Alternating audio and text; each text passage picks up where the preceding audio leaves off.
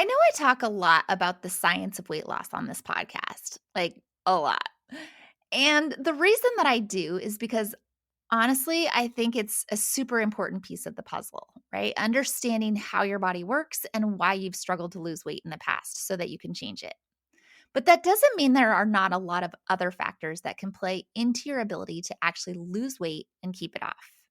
And today, I want to talk about one of those other factors. The one thing that I've seen time and time again that can be such a huge difference between success and failure in your weight loss journey. Because the truth is that even when you know exactly what you need to do to lose weight, it's not always as easy as just flipping a switch and making it happen. And if you've been struggling to lose weight, or if you've lost weight in the past only to gain it all back, then you probably know exactly what I'm talking about. It's not a lack of knowledge that's necessarily holding you back. It's what's going on inside your head. It's your mindset. And that's what we're going to be diving into today. Welcome to the Feel Better, Live Free podcast brought to you by Thinlicious. I'm your host, Ruth Soukup, and here we'll talk about everything from the science of weight loss to practical tips for making your health a priority in the midst of a busy life. It's a little bit nerdy, a little bit funny, and a little bit revolutionary. So buckle up, friend, because it's about to get real.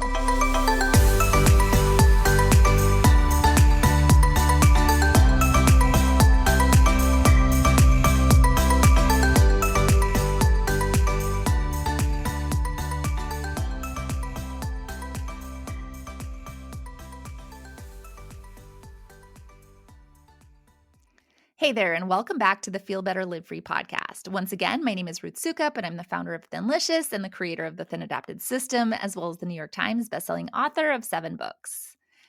And if this is your first time listening to this podcast, then you should also know that I am pretty much obsessed with one thing: helping women over 40 create freedom in your lives by transforming your health.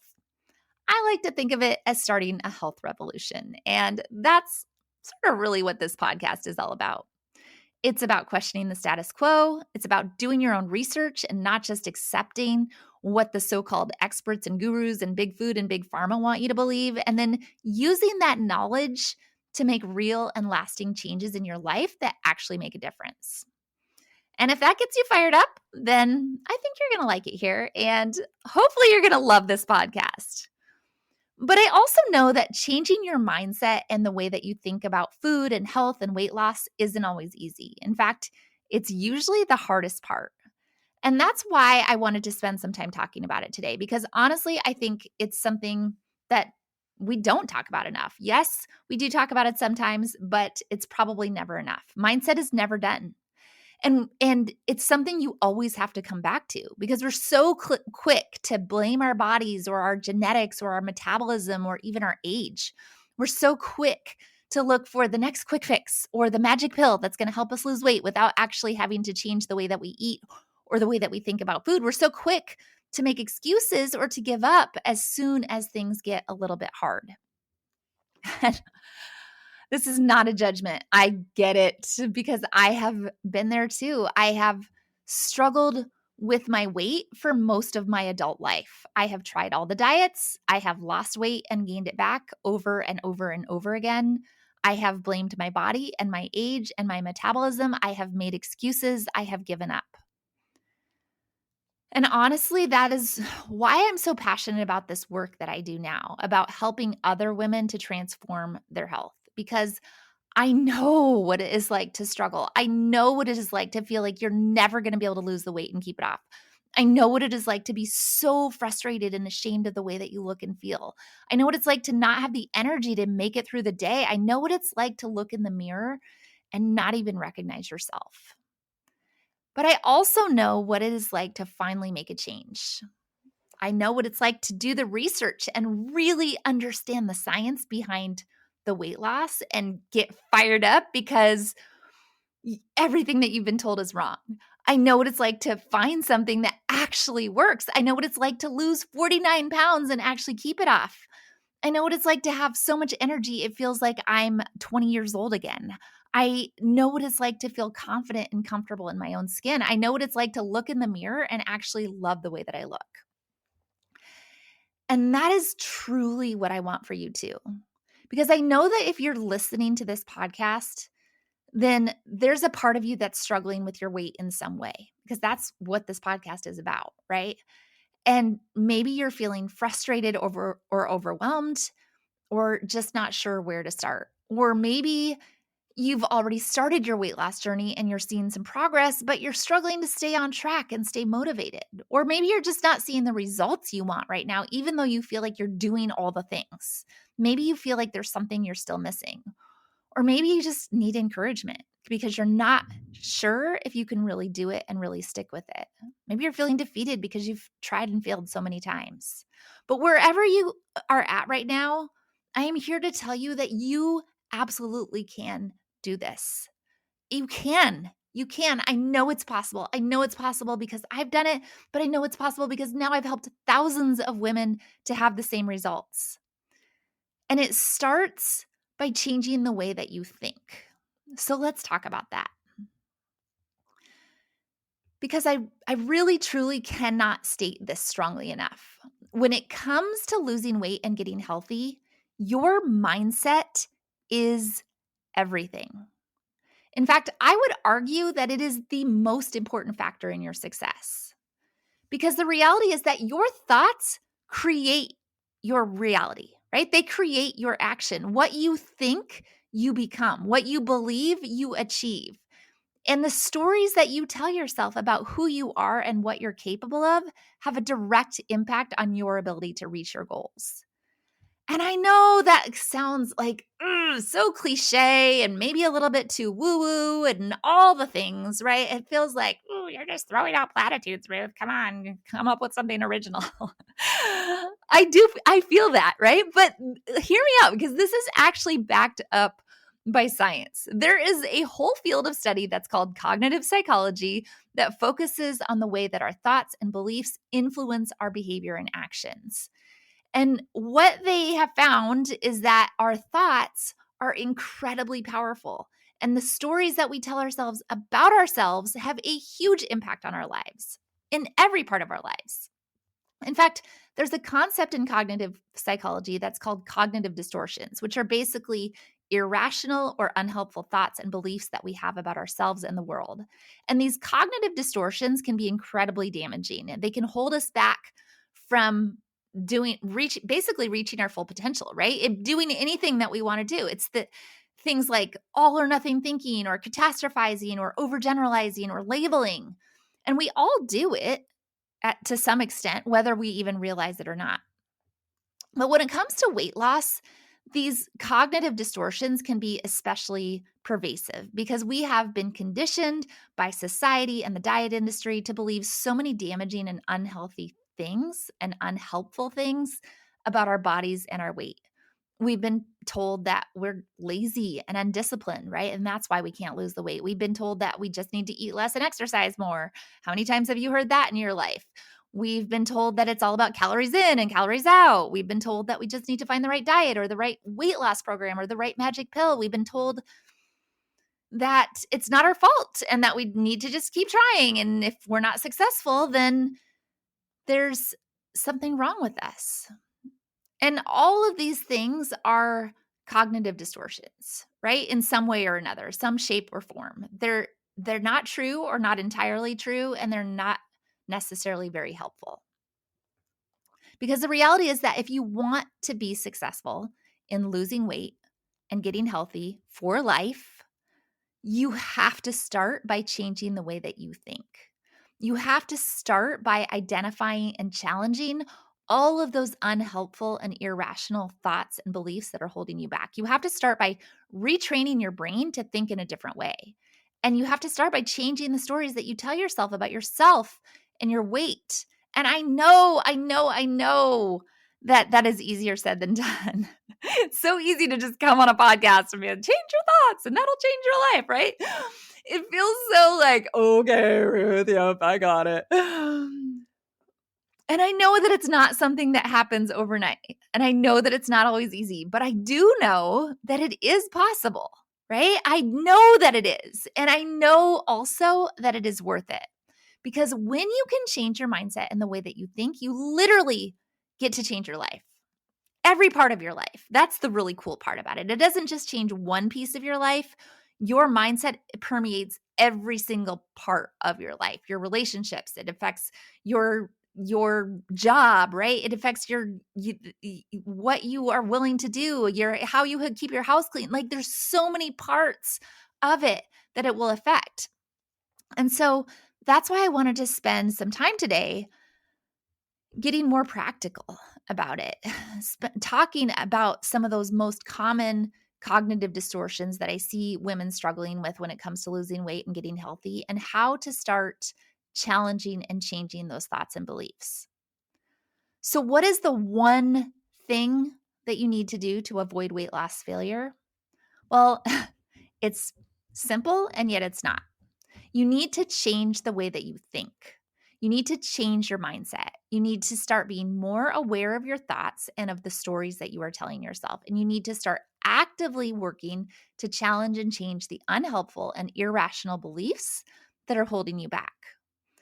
Because the reality is that your thoughts create your truth, right? What you think you become. If you are constantly thinking and telling yourself that you are a failure, or that you'll never be able to lose weight, or that it's too hard, or that you're not strong enough, or that you don't have enough willpower, or that you don't have enough time, then guess what? You're right, because you are literally creating that reality for yourself. But the good news on all of that is that you are in control of this. You actually have the power to change your thoughts and change your reality. You have the power to be more aware of the stories that you are telling yourself and to start actively working to challenge and change those stories. You have the power to retrain your brain and create more helpful and more empowering beliefs. And again, I know all of this mindset stuff can feel really intangible sometimes, and I know how hard it is to actually apply it to your life. So let's talk about how to do that in a really practical way. The first step in changing your mindset is to simply be more aware of your thoughts. And this might sound really obvious, but the truth is that most of us go through our days on autopilot, not really paying attention to the thoughts that are constantly running through our heads. We just accept them as true without really ever questioning them. But the reality is that we have thousands of thoughts every single day, and many of them are not helpful and not empowering at all. In fact, studies have shown that the majority of our thoughts are actually negative. And so, if you're not actively working to be more aware of your thoughts on a daily basis, then you're just allowing all of that negativity to take over and start to influence your behavior and your actions without even realizing it. So, this really is the first step, right? To just simply start paying more attention to your thoughts. You can do this by setting aside a few minutes every day to just sit quietly and observe your thoughts. You can also try journaling or using a tool like the Thought Record, which is a cognitive behavioral therapy tool that can help you identify and challenge your unhelpful thoughts. But the key here is to just be a neutral observer of your thoughts without judgment. Don't try to change anything, just notice. Just be aware. So that's the first step. The next step then is to start identifying and becoming more aware of your cognitive distortions. And like I mentioned earlier, cognitive distortions are basically irrational or unhelpful thoughts and beliefs that we have about ourselves and the world. And so the first step in changing them, it would make sense, right? To think that the first step in changing them is to just actually recognize them when they come up, hence the observe your thoughts. So what are some of the most common cognitive distortions that I see women struggling with when it comes to losing weight and getting healthy? Well, honestly, there's a lot of them, but I want to talk about a few of the big ones that I see all the time. The first one is all or nothing thinking. And this is when we have a tendency to see things in black and white, to view any small misstep or mistake as a total failure. We tell ourselves things like, I already blew it, so I might as well keep eating, or I can't believe I ate that. I'm such a failure. And this type of thinking is incredibly damaging because it leads to self-sabotage and it gives us an excuse to just give up, right? The minute you do anything, step one foot out of place, oh, well, that's it. Right? All or nothing thinking. If it's not perfect, I can't do it at all. Because the reality is that nobody is perfect, right? One small misstep does not mean that you failed. It just means that you're human. But that all or nothing thinking, that black and white, that just it's if I'm not perfect, then it doesn't count. That is one of the big ones I see all the time.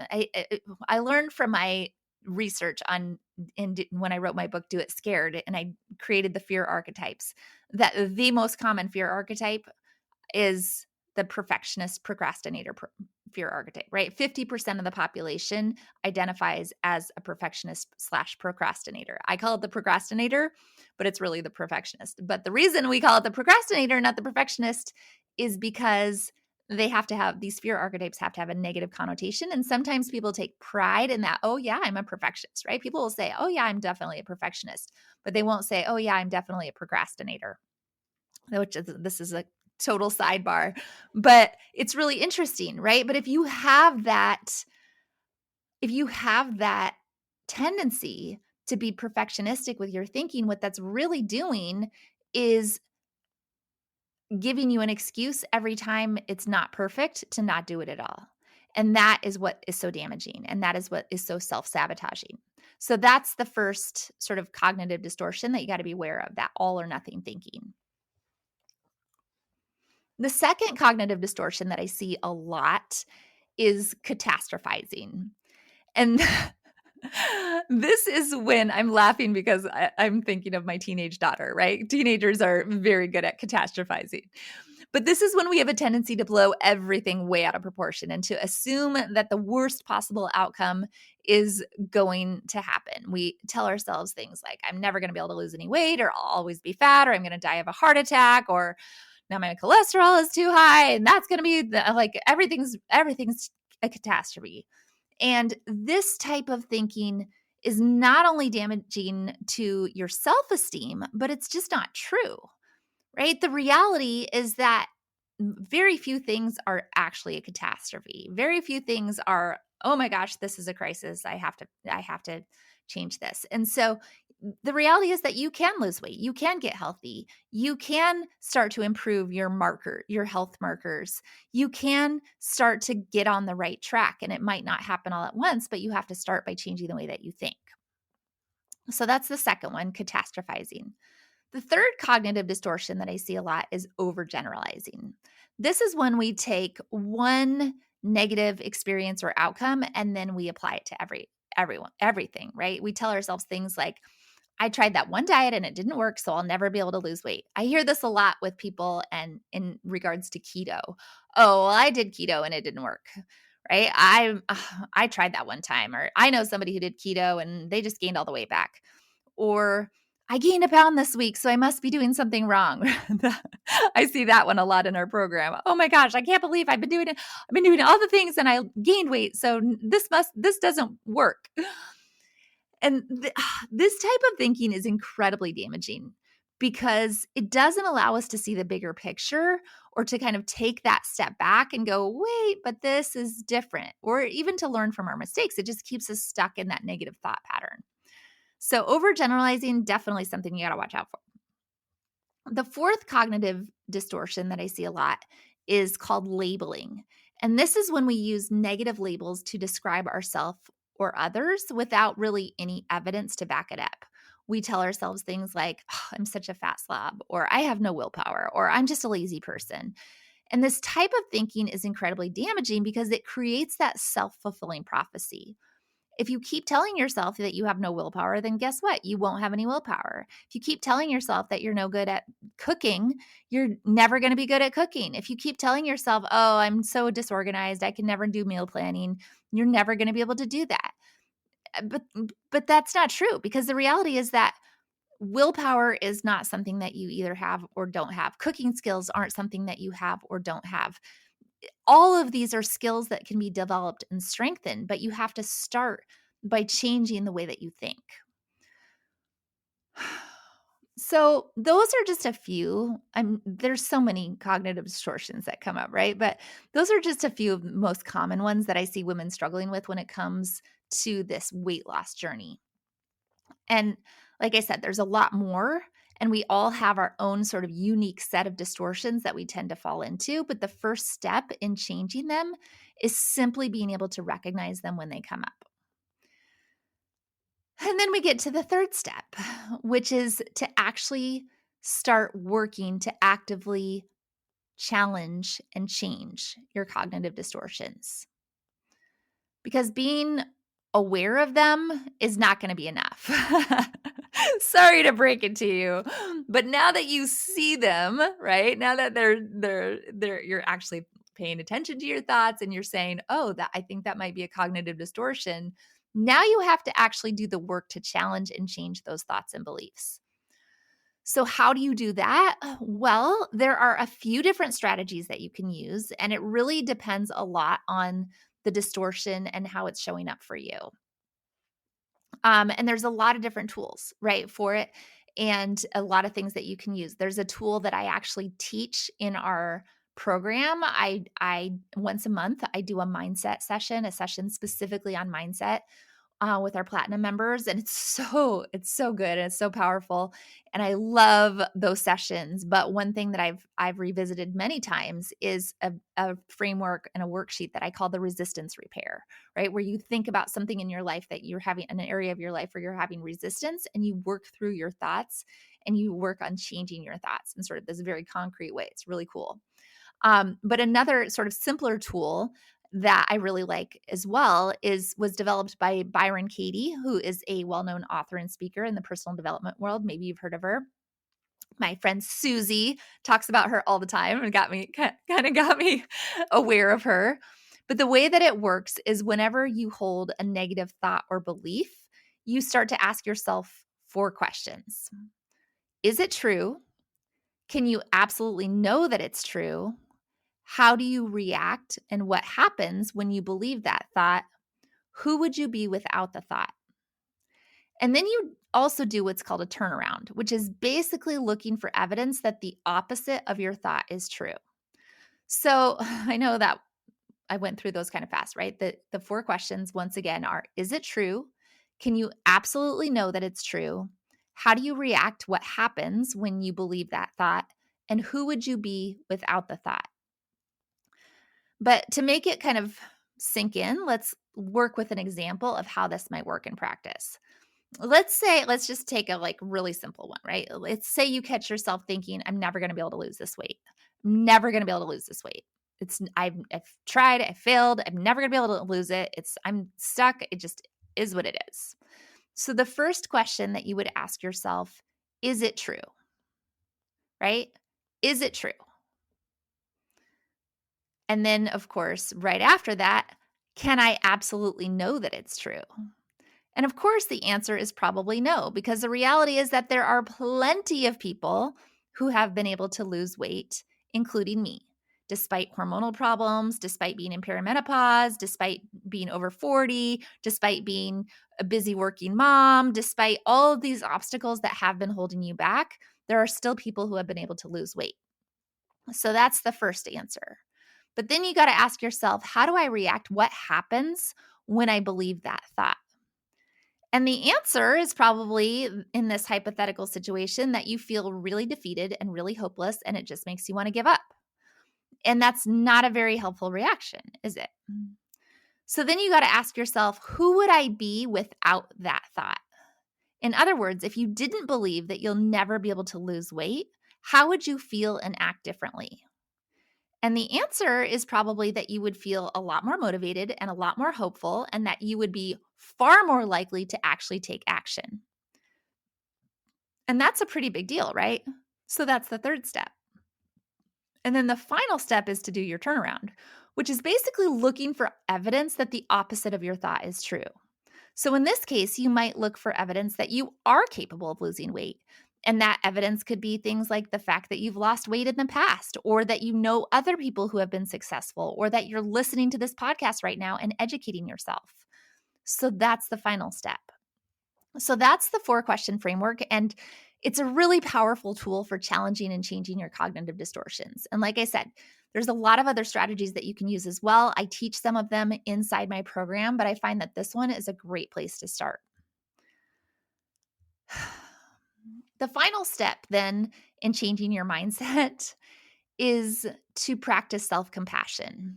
And I know that too might sound a little bit cheesy, but the reality is that we are so often our harshest critics.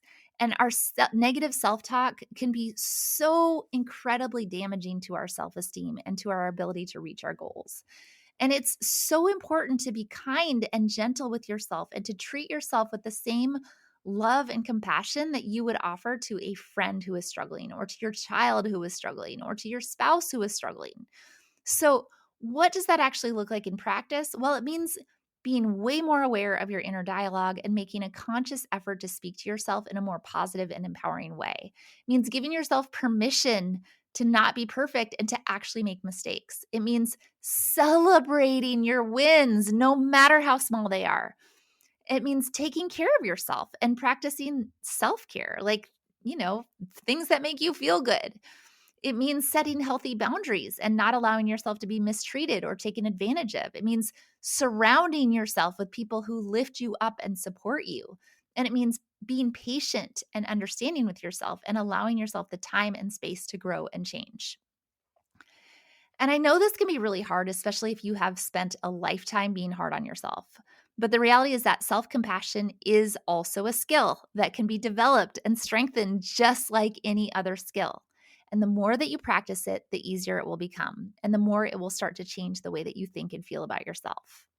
In fact, in case you're interested, studies have shown that self compassion is a key factor in overall well being and happiness, and that people who are more self compassionate are better able to cope with stress, have stronger relationships, and are more resilient in the face of challenges. And all of those things are things that can be incredibly helpful when it comes to reaching your health and weight loss goals. So let's recap. In order to change your mindset for weight loss success, you first have to become aware of and then challenge your cognitive distortions. Then you have to actively work on changing those thoughts and beliefs through tools like the 4-question framework we talked about. And finally, you have to practice self-compassion in order to truly support yourself on this journey. But I think it's also important to remember that changing your mindset is a process and it takes time. And I think it's also important to know that it's way harder to change your mindset when you're doing this all on your own. And that's honestly one of the big reasons why I created my TAS program, to provide that necessary support we all need to not just eat differently, right? Eating food is just a piece of the puzzle, but to actually think differently. It's not just about handing you a bunch of meal plans and sending you on your way. It's about actually helping you change the way that you think about yourself and food and about your entire health journey. And it's so powerful, that mindset piece. It's why we focus on it so much. And I think also why we have such an incredible success rate in our program. And if you're at the point in your life where you're ready to make a change, then I can't even encourage you strongly enough to join TAS, because there really is nothing like it and it will change you. And of course, if you want to find out more about how it works and how to get started, you can always access my free training at thinlicious.com/happy. It will walk you through it all, and it's really good and really helpful. And again, that URL is thinlicious.com/happy. And of course, I will put it in the show notes too. So that is all I've got for you today, friend. But I want to tell you this: keep going, be kind to yourself, and trust in your ability to make lasting changes. Don't let those thoughts that are going through your head right now stand in the way of your success. Don't let you be the barrier to your success. Just keep challenging them, right? Keep challenging those negative thoughts and beliefs and start replacing them with positive ones. And then take care of yourself along the way. Be kind to yourself. You are so capable of achieving amazing things. I know you are, because I see it every single day. So don't give up on yourself, because I definitely have not. And I will see you back here very soon for another new episode.